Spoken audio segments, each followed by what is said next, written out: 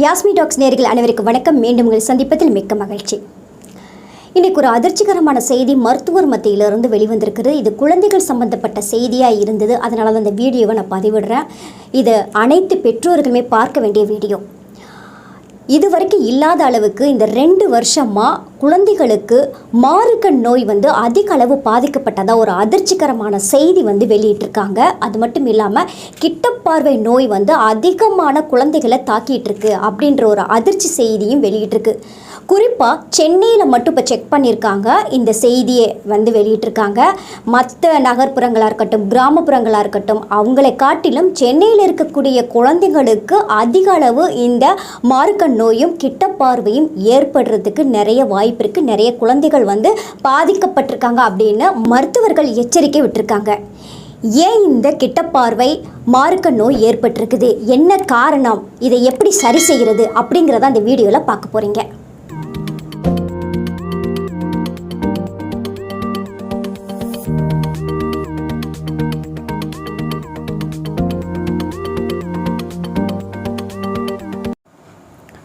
செல்ஃபோனை தொடர்ந்து பார்த்துக்கிட்டே இருப்பதனால சின்ன வயசுலேயே குழந்தைகளுக்கு மாறுக்கண் குறைபாடும் கிட்டப்பார்வை நோயும் அதிக அளவு ஏற்படுதுன்னு கண் மருத்துவர்கள் எல்லாம் எச்சரிக்கை விடுத்திருக்காங்க. இந்த 2 வருஷமாக கொரோனா தொற்றிலேருந்து பெரும்பாலான மாணவர்கள் ஸ்கூலுக்கு போகாமல் ஆன்லைன் வகுப்புகளை அட்டென்ட் பண்ணுறதுனாலையும் அதிக நேரம் இதிலேயே செலவிடுறதுனால இந்த மாறுக்கண், ஒற்றைக்கண், கிட்டப்பார்வை இப்படிப்பட்ட குறைபாடுகள் பல மடங்கு அதிகரித்து உள்ளதாக அகர்வால் கண் மருத்துவமனை மருத்துவர்கள் அதிர்ச்சிகரமான செய்தியை சொல்லியிருக்காங்க. குறிப்பாக சென்னையில் வசிக்கும் குழந்தைகளுக்கு அதிக அளவு பாதிக்கப்பட்டு டெய்லி ஹாஸ்பிட்டலுக்கு வராங்கன்ற தகவலையும் சொல்லியிருக்காங்க. இதுக்கு முக்கிய காரணமும் சொன்னாங்க. குழந்தைகள் வெளியில் அதிகம் போகாதனால, சூரிய ஒளி படாதனாலையும், உடற்பயிற்சி செய்கிறதும் கிடையாது, மொபைலையும் கம்ப்யூட்டரையும் அதிக நேரம் பார்த்துக்கிட்டே இருக்கிறதுனால இந்த கிட்டப்பார்வை குறைகள் வருதாமா. இன்னொரு விஷயம் என்னென்னா, கிட்டப்பார்வை குறைபாட்டை தடுக்கிறதுக்கு கூட பல மருந்துகள் இருக்குதாமா. ஆனால் மாறுக்கண் பாதிப்பு ஏற்பட்டால் அறுவை சிகிச்சை ஒன்றே தான் வழியாம்.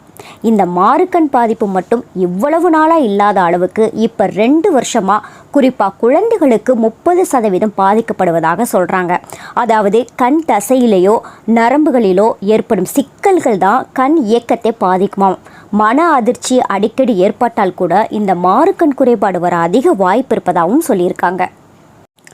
பொதுவாகவே குழந்தைகளுக்கு நம்ம கண்ணில் குறைபாடு இருக்குதுன்னு அவங்களாலே புரிஞ்சிக்க முடியாது. இந்த குறைகளுடனேயே படிக்கிறதும் சரி, விளையாடுறதும் சரி, வேலை செய்கிறதும் சரி, இப்படி அவங்களாவே செயல்பட்டுட்ருப்பாங்க. இதுதான் இயல்பான பார்வை அப்படின்ற எண்ணத்தோடையே இருப்பாங்க.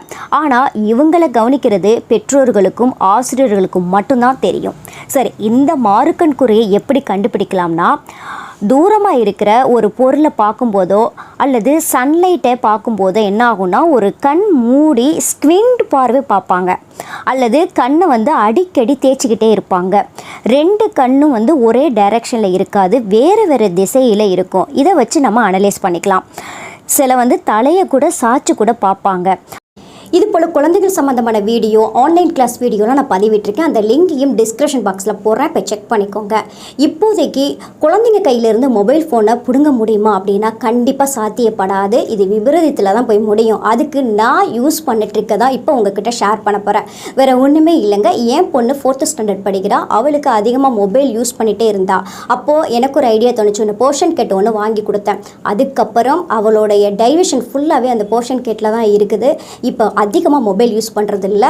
ஆன்லைன் கிளாஸ் அட்டன் பண்ணிவிட்டு மற்ற டயத்தில் இந்த மாதிரி போர்ஷன் கேட்டோ மற்ற ஆக்டிவிட்டிஸ் தான் பண்ணிகிட்ருக்கா. ஸோ இது எனக்கு சக்ஸஸ்ஃபுல் கொடுத்ததுனால தான் இந்த வீடியோவில் இந்த இதை நான் உங்ககிட்ட ஷேர் பண்ணுறேன். நீங்களும் இது போல் யூஸ் பண்ணி பாருங்கள். இல்லைங்க, என்னால் போர்ஷன் கேட்லாம் வாங்க முடியாது அப்படின்னா கவலையை விடுங்க. பேர்ட்ஸ் ஏதாவது வாங்கி கொடுங்க. பேர்ட்ஸோடைய ரிலாக்ஷன் அந்த குழந்தைங்களுக்கு கிடைக்கும். அது 100 ரூபீஸ்லேருந்து 200 ரொம்ப மினிமம் ரேட்டில் கூட லவ் பேர்ட்ஸ் இருக்குது. ஸோ அந்த மாதிரி கூட நீங்கள் வாங்கி அவங்க டைவர்ஷன் பண்ணலாம்.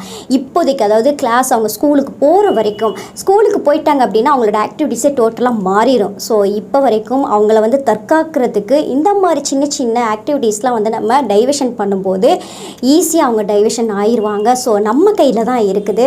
இது போல் இந்த கிட்ட பார்வையாக இருக்கட்டும், எட்ட பார்வையாக இருக்கட்டும், இந்த மாதிரி மாறுக்கண் நோய், இந்த மாதிரி கண் சம்மந்தப்பட்ட அதிகமான நோய்க்கு ஆளாக்கப்படுறதுக்கு காரணமே இந்த மொபைல் ஃபோனு தான்.